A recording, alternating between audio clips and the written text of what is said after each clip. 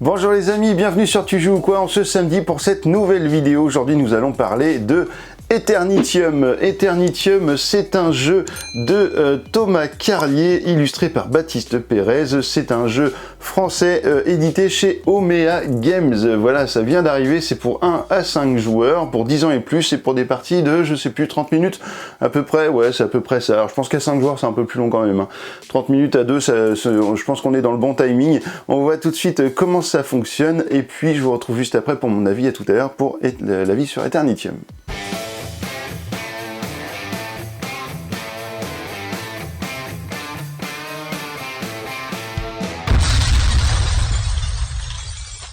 Voici le matériel de Eternitium. Alors quel est d'abord le but du jeu de Eternitium? Eh bien vous allez voyager à travers le temps grâce à des cartes époques et vous allez passer comme ça à travers les époques grâce aux cartes portail qui sont les cartes avec des symboles comme ça géométriques. Et vous avez ici sur votre plateau joueur donc 10 cartes époques. La première est face visible, toutes les autres sont face cachée et le but du jeu sera d'éliminer toutes ces cartes époques afin d'arriver ici jusqu'à la gemme qui va déterminer la fin du tour et peut-être que vous allez gagner la partie à ce moment-là. Alors peut-être parce que évidemment il y aura peut-être plusieurs personnes autour de la table qui finiront la partie en même temps et du coup on verra qu'il y a un moyen de vous départager. Alors de base chaque joueur va prendre un paquet de cartes comme ça avec des cartes portail et une carte de technologie de base. Vous avez des petits numéros juste en haut à gauche qui vont vous permettre de donner les 5 cartes de base à chaque joueur, donc les cartes numéro 1, 2, 3, 4 et 5, etc. Donc ça, tout ça, vous trouverez ça dans la boîte, vous prendrez un plateau, vous en aurez 5 dans la boîte également, vous prendrez les 10 cartes époques que vous mélangerez, après avoir mélangé ce paquet-là, vous en prendrez 10 chacun, vous allez retourner face visible la première, et vous allez placer ici un marché de cartes qui va vous être accessible pendant toute la partie. Tout en haut ici nous aurons des cartes portail, vous allez en mettre 2 fois plus que le nombre de joueurs autour de la table. Donc si on met une partie à 2 joueurs, eh bien vous aurez 4 cartes portail de chaque type. Vous allez ensuite avoir des technologies de base qui seront ici, donc vous allez bien mélanger le deck de technologies de base et en étaler 3 sur le marché. Vous allez avoir les technologies avancées qui sont reconnaissables avec ce symbole, hein, voilà, le symbole un petit peu électronique ici sera la technologie avancée par rapport aux engrenages qui sont la technologie de base. Donc également bien mélanger le paquet et en mettre 3, et ici vous aurez le deck de cartes époque et vous allez en mettre 2 face visible ici sur la table. Alors dans ce jeu, eh bien les joueurs vont jouer les uns après les autres et vous allez avoir différentes choses à faire à chaque fois que ce sera votre tour de jeu, et notamment la première chose ce sera de prendre les 5 premières cartes de votre pioche de votre deck pour faire votre main. Alors au début vous avez 5 cartes, vous prenez toute l'entièreté de votre deck et vous avez vos 5 cartes dans la main. Vous allez ensuite être obligé de prendre une carte qui est juste là-haut. Alors vous allez, donc ça c'est obligatoire, hein, vous êtes obligé d'en prendre une, donc évidemment au début de la partie vous avez une carte de chaque dans la main. Si vous avez un petit losange ici, en fait généralement la première carte qu'on va prendre, hein, ça va être la carte, le portail qui correspond à la carte que l'on a ici au niveau de l'époque. Ça semble un petit peu logique, et ensuite vous allez avoir la possibilité de jouer des cartes, donc vous allez jouer autant de cartes que vous le souhaitez, jusqu'à ne plus pouvoir en jouer ou ne plus vouloir en jouer, et à ce moment-là vous pourrez passer. Donc comment ça va se passer? Eh bien pour résoudre une carte époque, je vais devoir utiliser la carte portail qui correspond à cette époque. Donc là en l'occurrence, je vais défausser ma carte losange que je viens de récupérer et je vais pouvoir donc défausser le portail qui était la première carte de mon deck. Ensuite, évidemment, les autres portails sont face cachée, donc là, je ne sais pas ce qu'il y a. J'ai en ma possession 4 cartes différentes. Je peux, si je veux, jouer ma chance et dire, par exemple, je défausse un triangle et je pense que c'est un triangle. Alors, soit parce que vous pensez, soit parce que vous le savez, parce que vous aviez une carte avant qui était face visible, qu'on a retournée à cause d'un effet de jeu, etc. Donc, ça, je vous déconseille fortement de faire cette seconde chance si vous n'êtes pas sûr de la carte que vous allez avoir ici, ou en tout cas si vous hésitez entre les 4, c'est pas bon, parce que vous aurez une pénalité si vous n'arrivez pas à trouver la bonne carte. C'est-à-dire que vous jouez le triangle, ici je révèle ensuite c'est un carré, et ben raté. Donc ça veut dire que là je prends ma carte carré, je remélange tout mon paquet de cartes époque, je le remets par-dessus, et là je vais avoir une pénalité lors de mon prochain tour, c'est que au niveau de la récupération du nombre de cartes, vous allez voir à un moment donné, eh bien c'est la dernière phase de jeu, eh bien je vais pouvoir en récupérer que 4 au lieu de 5. Donc ça ce sera la pénalité parce qu'évidemment j'aurai moins de jeux pour essayer d'aller plus vite chercher, puisque c'est un jeu de course, hein, pour aller récupérer, défausser toutes mes cartes époque.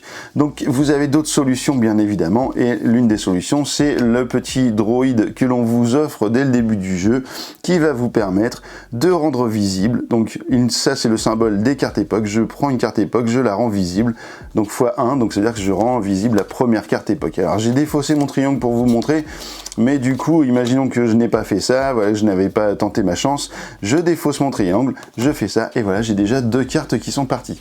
Ensuite, eh bien, je vais m'arrêter là parce que je pense que je ne vais pas aller tenter ma chance plus que ça. Donc je vais défausser ces cartes-là. Et ensuite, eh bien, je vais pouvoir acquérir une technologie.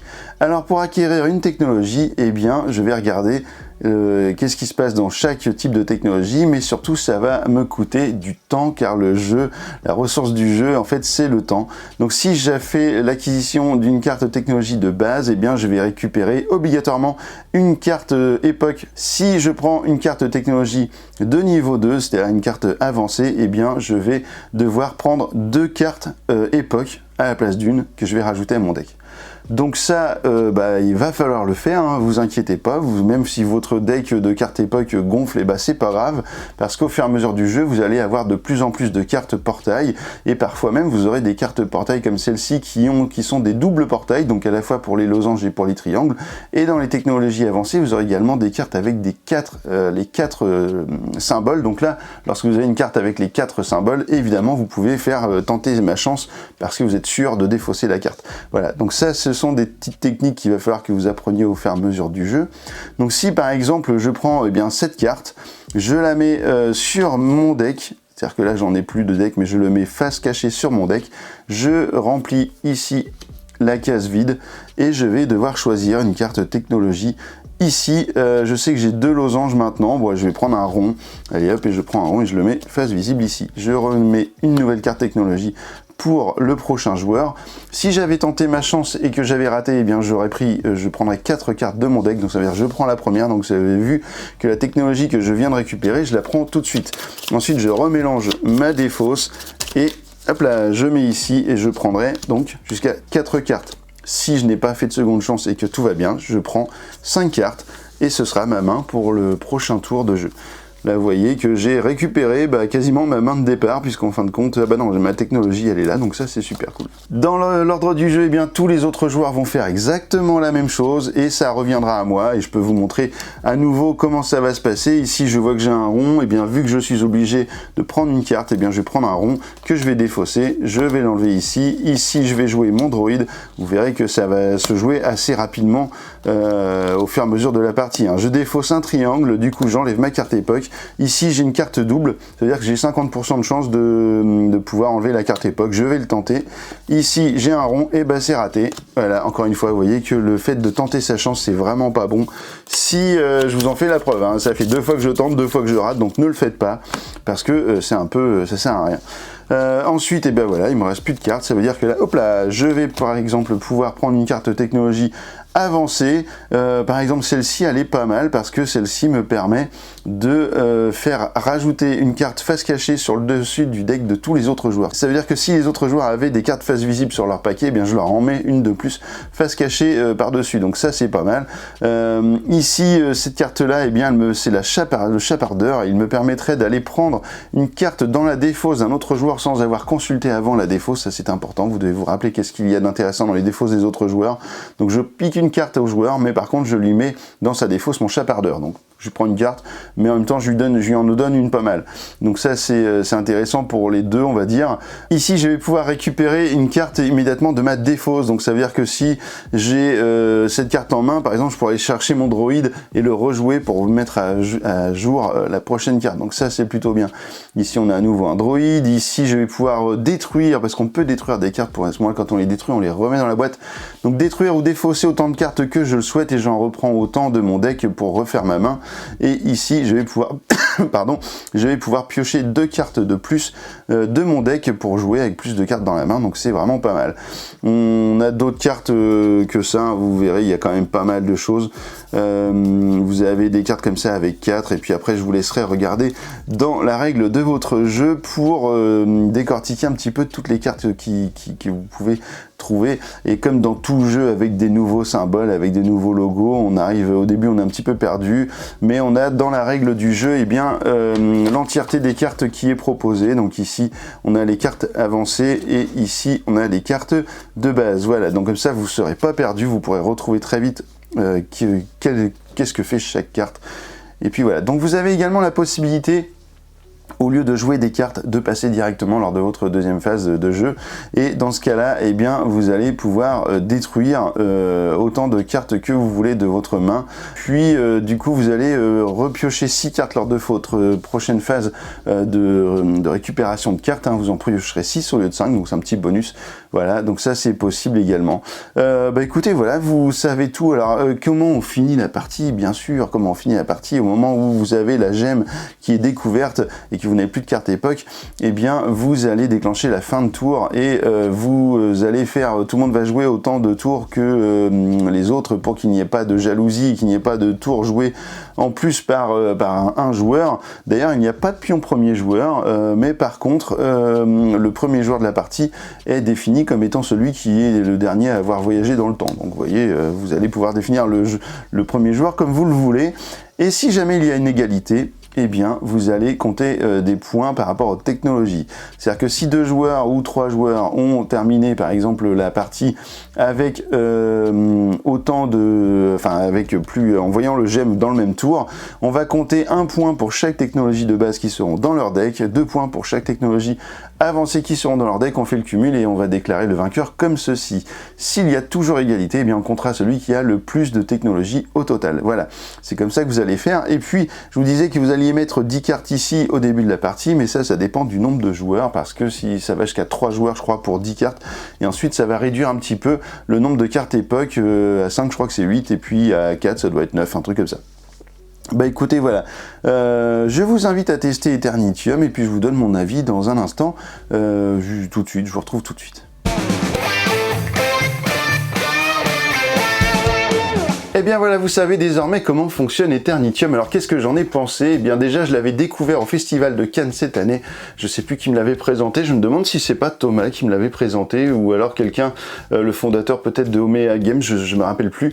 Mais en tout cas, c'était quelqu'un de très gentil qui m'avait parlé, donc qui m'avait présenté ça et on avait joué, on avait fait une partie tous les deux et c'était vraiment très sympa comme découverte. J'avais beaucoup aimé le moment de la découverte du jeu et donc voilà, je viens de recevoir le produit et puis du coup on a fait déjà quelques parties.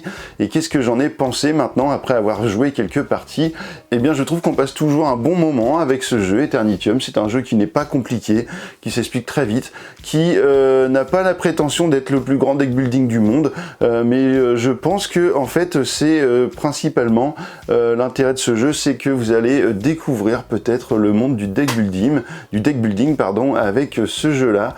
C'est vraiment une entrée en matière simple mais efficace qui va vous permettre vraiment de construire votre jeu, votre moteur de jeu, etc. Et vous allez comme ça pouvoir essayer de développer des stratégies avec des capacités qui sont, comme je vous dis, vraiment accessibles pour tous. 10 ans et plus, je pense même qu'en dessous ça peut marcher. Après, la difficulté d'un âge plus jeune, ce sera peut-être juste la reconnaissance des symboles qui sont parfois pas forcément très simples à capter. Mais globalement, lorsque l'on joue plusieurs parties, après on s'y fait et puis on arrive très bien à comprendre les cartes sans même aller regarder dans la notice, je vous rassure. Donc au niveau du matériel, on a quand même des cartes qui sont de très bonne qualité. Alors il n'y a pas de pion premier joueur, je sais pas pourquoi il n'y a pas de pion premier joueur, mais bon c'est comme ça. Le design du jeu est très joli. Alors ça m'a fait, en fait, au début quand j'ai vu tout ça, j'ai quand même pensé, enfin je trouve que ça fait très image artificielle, enfin image intelligence artificielle. Mais en fait non, il y a un illustrateur, c'est Baptiste Pérez, donc alors il va peut-être pas aimer ce que j'ai dit, hein, mais en fait c'est ce côté très propre, très futuriste, très ordinateur quoi, parce qu'en fait c'est vraiment de l'image créée par un ordinateur, je pense. Enfin, je m'y connais pas trop dans ce genre de truc, mais on a vraiment cette impression, c'est pas dessiné à la main, quoi, voilà. Et puis au niveau de la rejouabilité, en fait, comme je vous le disais, si vous découvrez le deck building, et même si vous connaissez déjà ça, en fait, ça permet d'avoir un petit jeu qui permet en 30 minutes de développer son jeu, plutôt qu'un gros deck building bien compliqué en 1h30, 2 heures. Voilà, si vous avez un peu de temps et que vous voulez vous perfectionner dans la maîtrise du deck building et dans la gestion de votre main, en fait ce jeu là il est vraiment pas mal pour ça. Donc je vous conseille Eternitium pour jouer, pour faire découvrir aux gens cette mécanique de jeu, et puis vous ferez votre propre avis. Et écoutez, maintenant que vous savez tout sur Eternitium, alors tu joues quoi.